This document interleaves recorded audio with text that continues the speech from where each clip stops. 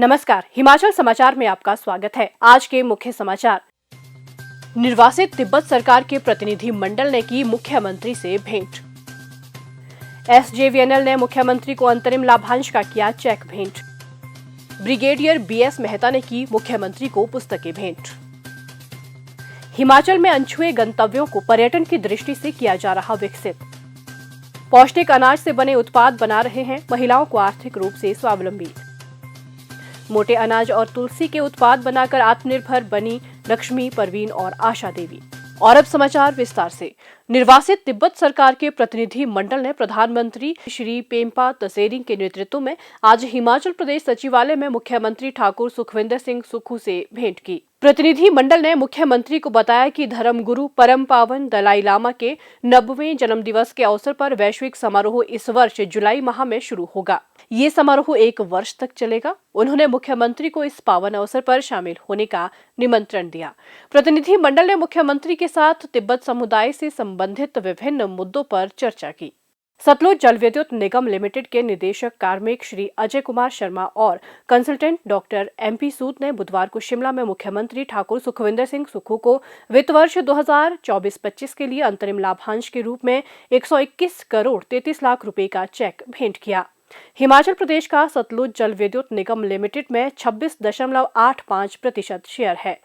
मुख्यमंत्री ठाकुर सुखविंदर सिंह सुक्खू को 1971 के वार वेटरन ब्रिगेडियर बीएस मेहता ने शिमला में बुधवार को उनके द्वारा लिखित 2 पुस्तकें द बर्निंग सेफीज और ग्रिट टू ग्लोरी भेंट की।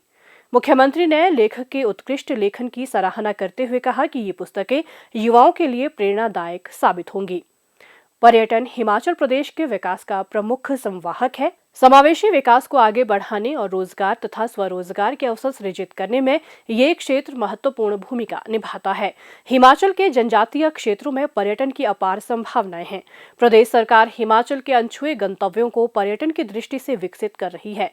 ऐसा ही पर्यटन का खजाना है लाहौल स्पीति जिले में स्थित दीपक ताल झील।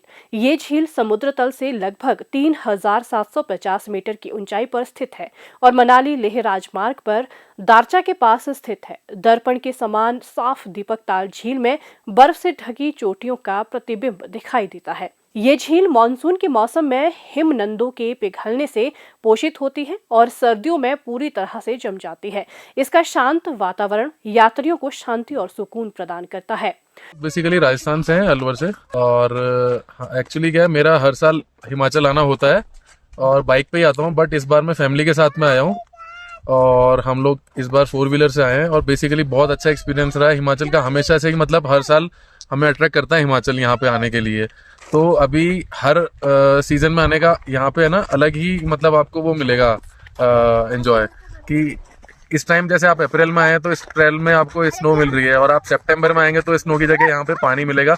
बट जो नज़ारे हैं हमेशा बेहतरीन रहे हैं और हमेशा अट्रैक्ट करता है ये दीपक ताल है ना। एक्चुअली जब मैं स्टार्ट कर रहा था ना तो हिमाचल में कहीं और जाने का हमारा प्लान था, बट जब मैंने गूगल पे इसके वीडियोस देखे तब मुझे लगा कि दीपक ताल मुझे करना चाहिए। और इस टाइम जो व्यू है इसका मतलब तो देखोगे ना, पूरा जो लेक है ये फ्रोजन है, तो बहुत बढ़िया नज़ारे हैं और फैमिली भी बड़ी हैप्पी है यहाँ पे आके। प्रदेश सरकार जनजातीय क्षेत्रों में पर्यटन विकास को प्राथमिकता प्रदान कर रही है। इस दिशा में जिला किन्नौर के कल्पा में पर्यटन संस्कृति केंद्र के निर्माण के लिए 1 करोड़ 50 लाख रुपए का प्रावधान किया गया है। जनजातीय क्षेत्रों को वर्ष भर हवाई परिवहन से जोड़ने के लिए जनजातीय क्षेत्रों में नए हेलीपोर्ट का निर्माण किया जा रहा है। जिला किन्नौर के शारबो में हेलीपोर्ट का निर्माण किया जाएगा। प्रदेश सरकार की मुख्यमंत्री स्टार्टअप योजना के अंतर्गत जनजातीय क्षेत्रों में हिमाचली युवाओं को होम स्टे और होटल बनाने के लिए ऋण पर 5% ब्याज अनुदान दिया जाएगा। प्रदेश के काजा, रक्षम और चितकुल को चैलेंज बेस्ड डेस्टिनेशन के रूप में विकसित किया जाएगा।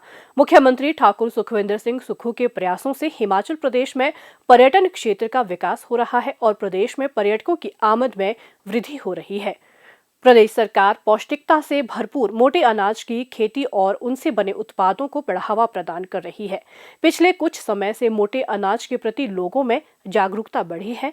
पौष्टिकता व अन्य गुणों के कारण लोगों का रुझान मोटे अनाज व इनसे बने उत्पादों की ओर बढ़ा है। जिला कांगड़ा के धर्मशाला की लक्ष्मी देवी और बैजनाथ की परवीन कुमारी ने मोटे अनाज की खेती और उसके उत्पादों से समाज की सेहत के साथ अपने परिवार की आर्थिक सेहत में भी खासा सुधार किया है।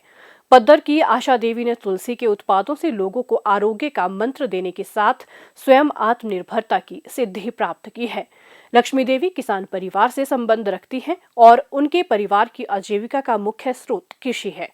परिवार के लिए कुछ कर गुजरने की चाह को पूरा करने के लिए वे आकांक्षा स्वयं सहायता समूह से जुड़ी। उन्होंने राष्ट्रीय ग्रामीण आजीविका मिशन के अंतर्गत अपने स्वयं सहायता समूह के सहयोग से व्यावसायिक कौशल प्राप्त किया और रागी व सूजी के मोमोज बनाने का प्रशिक्षण लिया। रागी और सूजी के मोमोज से न केवल उनको अच्छा बाजार मिला, बल्कि लोगों ने भी इसे बेहतर विकल्प के तौर पर अपनाया।